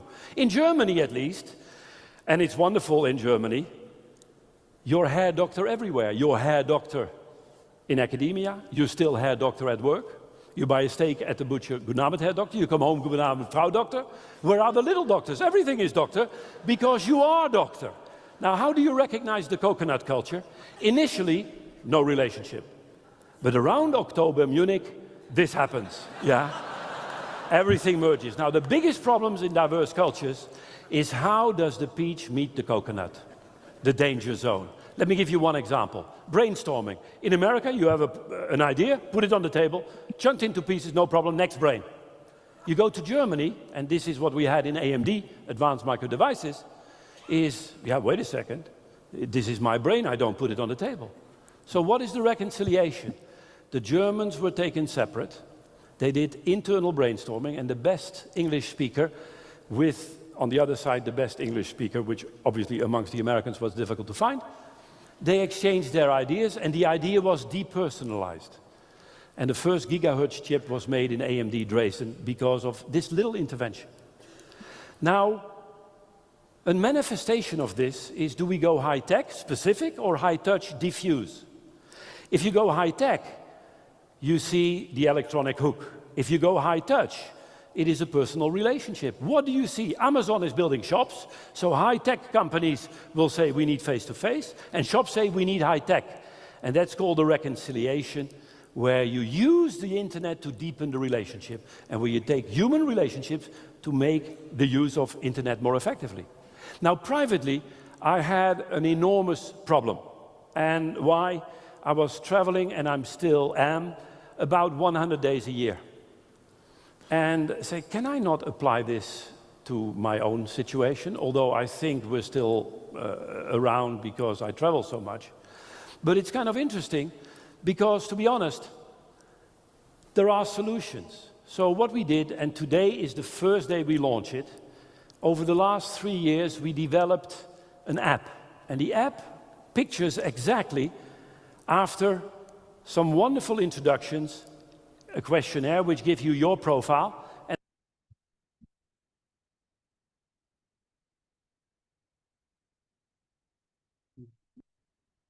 j'arrête ici parce qu'on va expérimenter les outils que monsieur a conçus pour nous un peu plus tard. Je veux pas mettre ça de l'avant tout de suite, mais Ofsted nous propose des outils qu'on va expérimenter, qu'on va voir un peu plus la semaine prochaine. Dites-moi, qu'est-ce que vous retirez de ce qu'on vient d'entendre de Fons Trompenaars? Qu'est-ce qui vous allume? Qu'est-ce que vous retenez? Qu'est-ce que vous retenez de ce qu'on vient de voir, en fait, aujourd'hui, quand on est passé de culture individuelle culture organisationnelle à l'élaboration de la compréhension que ces différentes cultures qui créent des écarts nous mettent dans des situations face à des dilemmes. Gabi. Ben, moi, par rapport à ça, j'ai trouvé qu'il faisait quand même, il se permettait de faire des généralisations un peu avec des affaires reconnues sur comme deux, trois personnes, des petits dilemmes comme ça pourraient représenter un peu comme une population. Mhm. Je sais pas si je suis clair, mais avec l'affaire qu'il a montré, mettons, la Russie a son, quoi, c'est un pays corrompu parce qu'ils vont toujours défendre leur ami, des affaires comme ça. C'est Oui. comme, on prend une genre de petite situation entre deux personnes culturelles de la même culture, puis on utilise ça pour généraliser, pour dire que cette société-là, c'est comme ça qu'elle va agir. Oui, alors on est véritablement sur la pointe de l'iceberg, n'est-ce pas? Peut-être lorsqu'il fait une présentation à un public non spécialisé, il doit faire un propos peut-être un peu plus général pour que les gens puissent adopter ou comprendre ce qu'il est en train d'exprimer. Alors effectivement, on ne peut pas généraliser de cette manière-là, mais c'est quand même intéressant de voir dans l'exercice de la voiture que tu as un taux de réponse qui correspond à des nationalités qui vont varier comme celle-ci. Bon, il met un peu d'humour, il va dire en Suisse, c'est comme ça, 97% de la population. Et n'oublions pas que 3%, un instant, rappelez plus tard, que 3% de la population suisse parle italien. Là, on est en train de dire que ceux qui répondraient dans l'autre sens sont tous des Italiens. C'est pas vrai. C'est un jeu. Hein. C'est mettre un peu d'humour là-dedans. D'ailleurs, il nous parlait de l'influence de John Cleese, qui est un grand humoriste britannique, n'est-ce pas, qui a fait plusieurs films, peut-être un peu avant vous, qui explique que dans un dilemme, si tu es capable de rallier les deux points d'un dilemme, ben, ça devient de l'humour. Tu es capable de voir les deux côtés de la médaille en même temps et de trouver ça drôle. D'où toutes les formes d'humour qui sont parfois choquantes pour certains parce qu'ils sont cantonnés d'un côté ou de l'autre. Mais merci beaucoup, Gabi. Autre chose. Bon, tu as besoin d'un petit coup de main, Mathieu. Qu'est-ce que tu retiens de tout ça, toi? Que c'est très intéressant, genre, les différences sur. Ben, je sais pas comment l'expliquer, là, mais. Ben, fais un effort, essaye, on t'écoute. C'est intéressant parce que ça interpelle quoi chez toi? Qu'est-ce que tu viens de découvrir ou pas là-dedans? Qu'est-ce qui émerge? Mets des mots. Ben, la manière que, genre, ensemble, ça peut merger, là, je sais pas comment dire ça, là, mais. Oui. Alors, des points divergents. Alors, il faisait un graphique. Ouais, Il tu as des points divergents, puis essayer de trouver l'entre-deux, ce que lui a appelé le jardin japonais. ouais. Changer d'angle pour voir la même situation différemment. C'est important. Merci beaucoup. Parce qu'on va voir ça dans les prochaines semaines à plusieurs reprises. On va s'asseoir d'un côté et de l'autre de l'équation. On va se dire, ah, puis j'insiste depuis que je vous ai commencé à vous parler la semaine dernière, il n'y a personne qui a tort, il n'y a personne qui a raison. On a des points de vue divergents. Ce qui nous crée, quand on regarde ça de manière plus froide et académique, on regarde ça, puis on voit que la route est parsemée de dilemmes. Est-ce que je dirige de cette manière-là? Est-ce que je gère de cette manière-là? Est-ce que je tiens compte ou pas de ces différents éléments-là? Ce n'est pas une réponse qui se donne en oui ou non. Il y a un mélange à créer pour trouver des réponses. On va apprendre cette habileté-là, mais toujours, lorsque je suis au sein d'une organisation et que je dirige une équipe multiculturelle, ma priorité, c'est de répondre aux KPI qui m'ont été donnés. Qu'est-ce que je dois livrer à la fin du trimestre? Ça. C'est ma priorité. Il faut que je le fasse avec l'équipe que j'ai. Et des fois, c'est surprenant le nombre de dilemmes qui vont tomber sur ma table de gestionnaire. Puis si on t'engage toi comme gestionnaire, ben ton travail à toi, c'est de trouver des solutions pour livrer ce qui est demandé. C'est ça, un gestionnaire. Hmm? Quoi d'autre? Demain. Marielle, tu n'as pas de caméra, mais tu peux nous répondre? Qu'est-ce que tu découvres aujourd'hui? Puis après, on va aller voir Damien. Marielle? Une fois? Marielle, deux fois? Marielle n'est pas avec nous. Elle a sa caméra, elle s'est branchée sur nous, mais voilà, un instant. Dans ce temps-là, je prends des notes.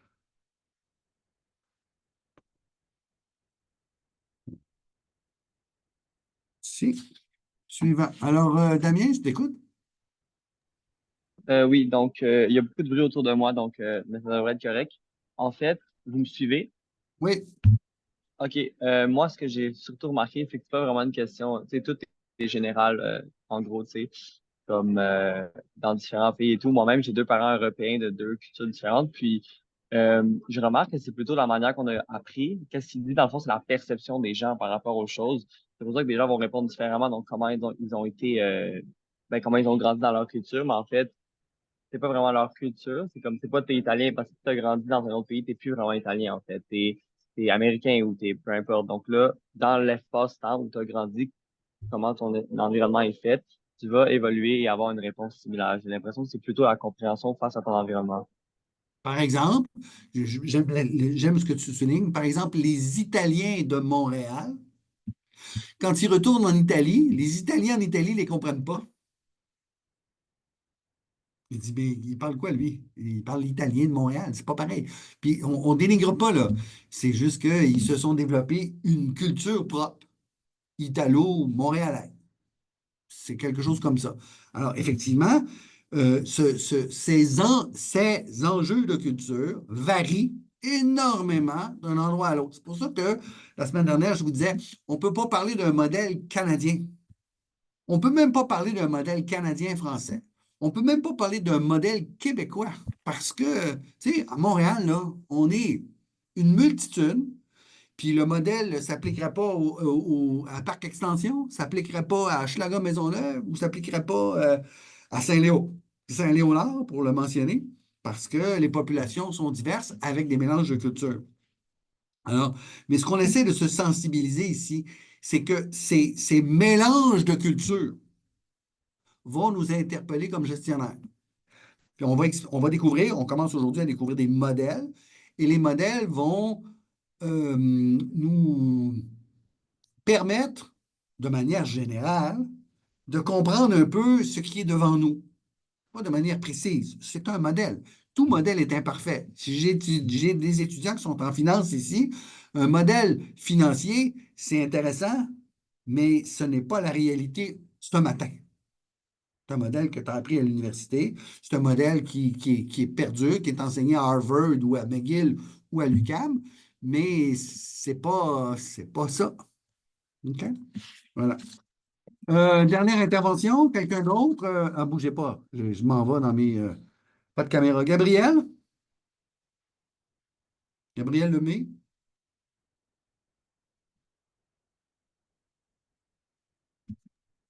Oui, Bonjour, Gabriel.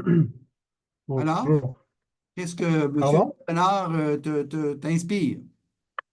Oui, en fait, moi, qu'est-ce que je trouve intéressant, c'est les opinions qui divergent, de comprendre d'où elles viennent. Souvent, elles viennent de différentes cultures, de différentes expériences. Puis c'est juste de trouver un milieu d'entente à travers la communication, puis la compréhension pour bien se comprendre, puis arriver à quelque chose ensemble. Excellent. Merci beaucoup. Audrey, l'Océan, qu'est-ce que ça t'inspire, tout ça? Je suis en accord avec Gabriel puis Damien. C'est vraiment par rapport à la perspective que toi t'as dans ta culture et tout. Comme, tu sais, il y a des cultures il y a certains instances qui vont plus être méfiants par rapport à certaines situations. Donc, tu sais, c'est un peu ça. Puis, Très bien. ouais, je sais On pas va comprendre quoi avec nos d'autre. modèles qu'on va découvrir la semaine prochaine, la semaine suivante. On va comprendre d'où viennent les origines de ces méfiances. On va expérimenter là-dessus. Merci beaucoup. Dernière fois, peut-être, Tierno ou Safa? Tierno? Je vais, Ben, moi, on va ce voir que dans la Ah, caméra. pardon. Safa, oui, je t'écoute. Oui, en fait, moi, ce que je trouve intéressant, ben, comme ce qui m'a un peu plus intriguée que ce que disait, c'est comme, je pense que ce serait intéressant que tout le monde, justement, en fait, un peu comme le cours qu'on fait aujourd'hui pour voir justement comment chaque culture pense, comme pour pouvoir accepter la vision de l'autre sans pour autant porter préjudice, comme la juger selon notre opinion, notre perception, notre façon de faire, etc. Puis, je trouvais ça un peu que ça allait être comme... Je me suis mis dans la peau d'un gestionnaire pendant un petit moment, puis je me suis dit, ben, ça va être un peu compliqué de... Si l'un trouve que... Ben, comme quand quand les Coréens trouvaient que les Américains étaient des mauvaises personnes parce que c'est pas des gens fidèles à leurs amis, puis vice-versa pour les États-Unis, justement. Puis je me dis, ah ben tiens, si tu te retrouves avec face deux personnes comme ça, puis ils sont en train de s'argumenter, comment tu vas régler ça? Puis j'y réfléchissais depuis, en fait. Oui, alors on va apprendre comment atteindre le juste milieu quelque part. Ben, c'est ça. C'était l'idée de ce jardin japonais. C'était l'idée de relier deux points de vue, puis d'arriver à un consensus. On y reviendra, mais il y a des solutions. C'est pas parce qu'on est opposé qu'on ne peut pas travailler ensemble. Puis là, c'est pas de faire des accommodements tout azimut pour plaire à tout le monde. C'est pas le but de l'exercice. Oui, Tierno. Oui, justement, c'est ce que je m'apprêtais à dire. C'est qu'en dehors de l'organisation, on a tous notre façon de penser, n'est-ce pas? Ah, exact. Mais une fois dans l'organisation, on devrait quand même laisser nos pensées bon, diverses pour le bien de l'organisation, pour qu'on puisse bon, cheminer sur un même but commun pour atteindre, c'est-à-dire la créativité, parce que la diversité, c'est toujours, le point de vue créatif, c'est très important, et puis c'est une source d'enrichissement. Voilà, c'est tout ce que j'ai à Oui. dire. Alors, un instant. Je vais fermer ceci. Je vais me débarrasser de ça. Je vais aller ici. Je veux. Merci beaucoup. C'est ce qu'on va découvrir. Shérif, tu voulais ajouter quelque chose? Monsieur, par contre, moi j'ai une question. Est-ce que vous pensez que le même accident, mais que vous avez tué le cycliste, est-ce que les gens qui m'ont tiré encore ou dans ce cas, On non? n'a pas tué le cycliste, hein. On l'a Ah ouais, légèrement pourquoi? amoché. Je Personne de voulais dire, mort, là. C'est une hypothèse. mais dans un cas plus dur, je veux dire, est-ce que les gens m'ont tiré encore ou pas encore? Parce que Je ne moi, sais dans mon pas. cas, Je ne sais pas. On voulait pas aller là. On voulait pas être à ce point pour savoir qui mentirait pour couvrir un meurtre. Non. On gardait ça avec humour et souplesse. On n'est pas dans un cours de droit criminel. OK? Alors, toi, est-ce que tu mentirais pour moi si j'avais écrasé le piéton et qu'il en était mort? mais dans ce cas, non, c'est pour ça que je Ah, voulais toi, savoir. t'aurais pas. S'il est seulement amoché, tu mentis, Ouais, mais c'est ça. s'il est mort, tu refuses. Parce que Ouais. tu deviens complice du meurtre. Même Et pas, c'est que c'est pas si on parce se que fait, si on se c'est fait pas pour les condamner, tous les conséquences. deux, on va en prison à vie, hein? Mais c'est pas pour les conséquences pour moi, c'est pour les conséquences pour vous. Vous méritez d'être, genre, dans ce cas, aller en prison, vous voyez. C'est un accident. Mais un accident normal, peut-être pas. C'est pas un meurtre, c'est un Ouais, deuxième c'est ça. degré. J'ai pas fait exprès, j'ai pas voulu, mais je conduis toujours trop vite, j'aurais pas dû.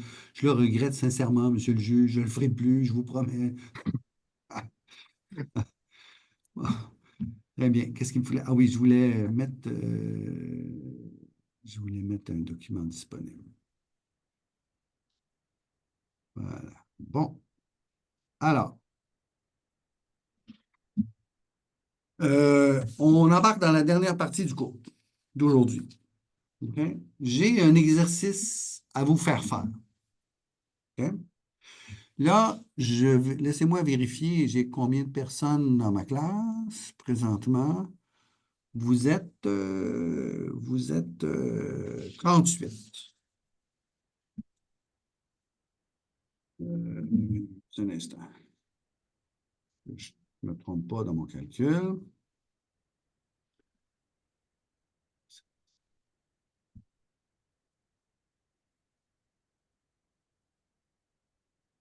Une équipes de 6, fois 6, 36.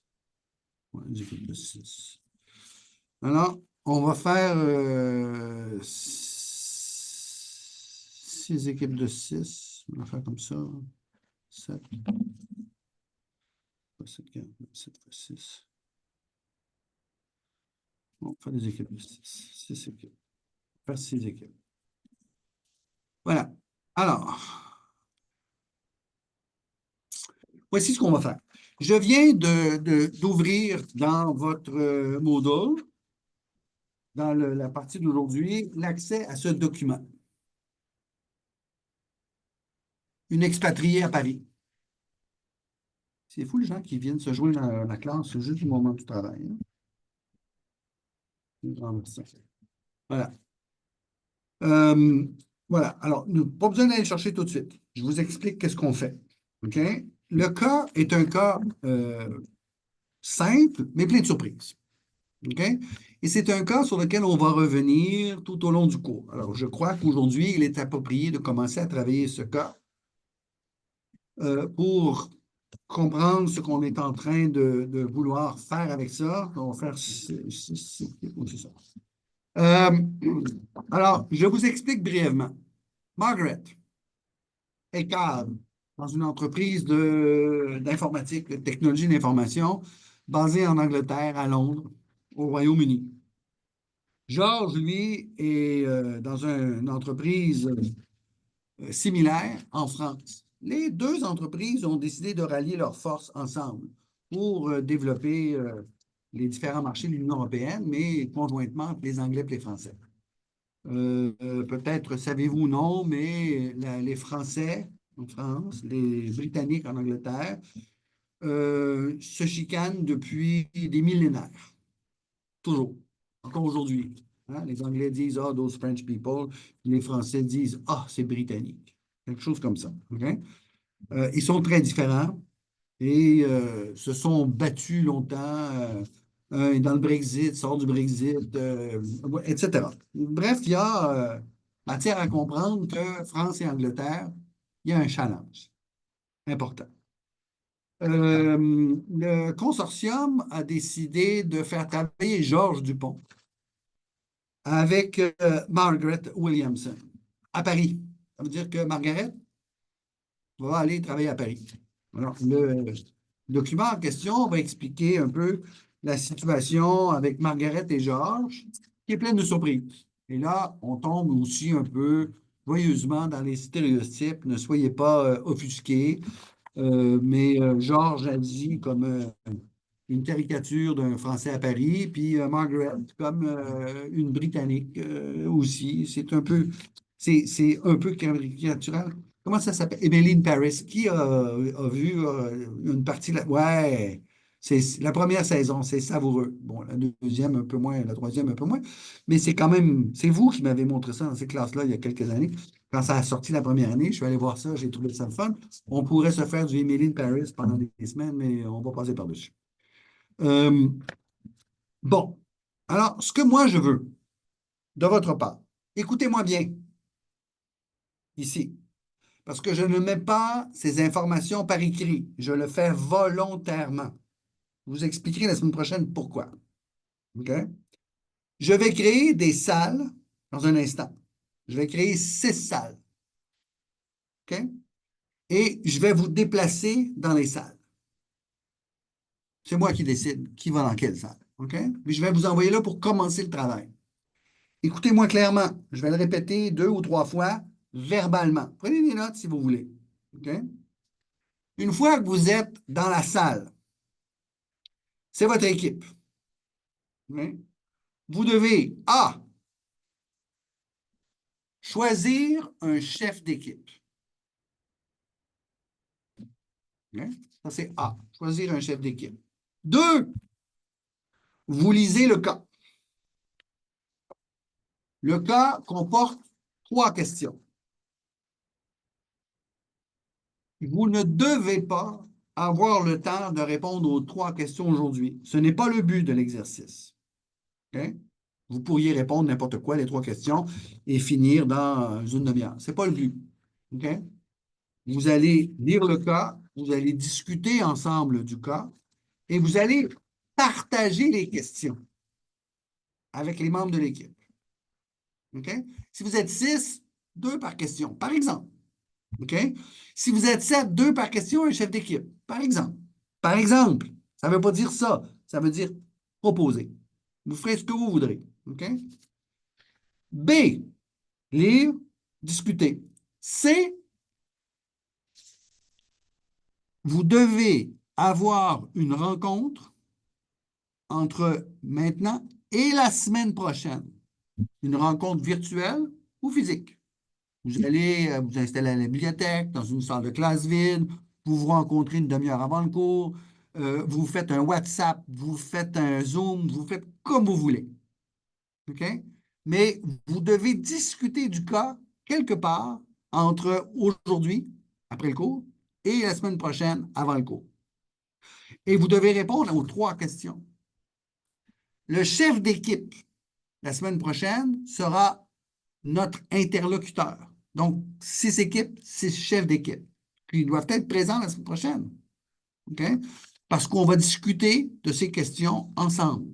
On va vouloir comprendre comment vous avez fait le travail pour répondre à ceci. Alors là, c'est une duplication de ce qu'on est en train de faire. Je suis le directeur. J'ai 6 chefs d'équipe qui ont toutes des tâches à remplir. La semaine prochaine, mes chefs d'équipe me rapportent les résultats et on en discute avec la direction.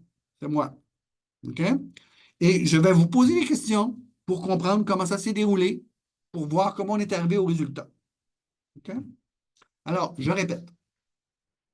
En quelques minutes, quand j'ai fini de parler, que j'ai répondu à vos questions, je vais ouvrir 6 classes et je vais vous transférer 1, 2, 3, 4, 5, 6 dans ces classes.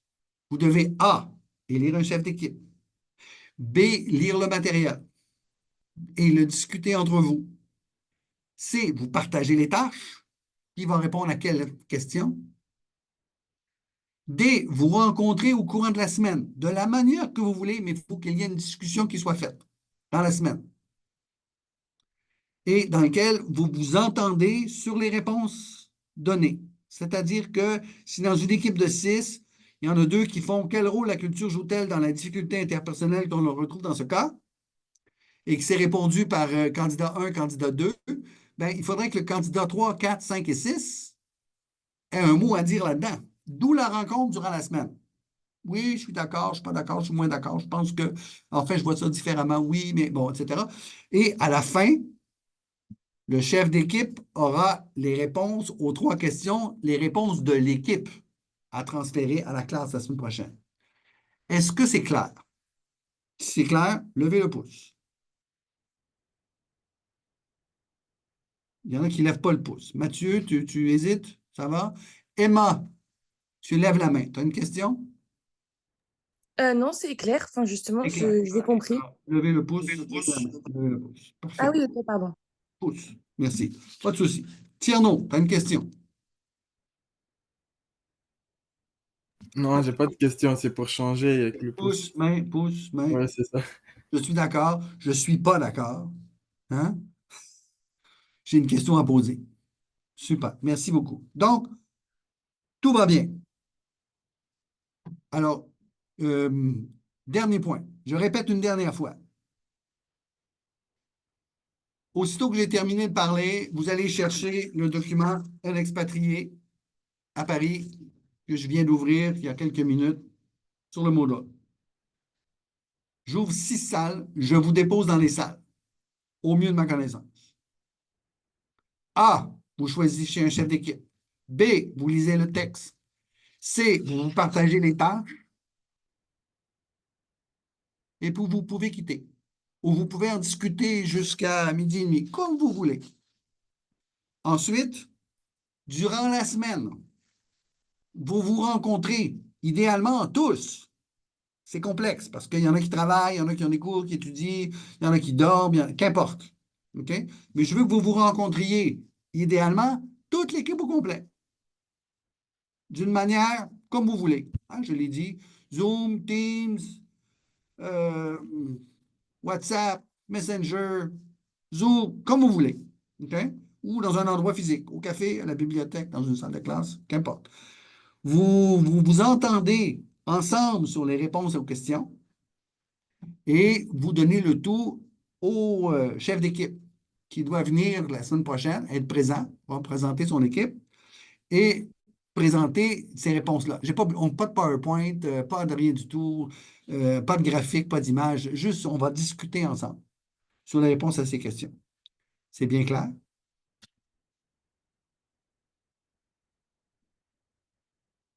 Excellent. Alors, allons-y. Et puis, je vais faire un saut d'une classe à l'autre pour vous observer. Je ne suis pas la police, je ne suis pas la Gestapo, je ne donne pas de points, je n'enlève pas de points. Là, je veux juste voir si ça se déroule de manière adéquate. C'est bon? Puis vous quittez après ça quand vous avez fini pour aujourd'hui, comme vous voulez. Merci. Ça.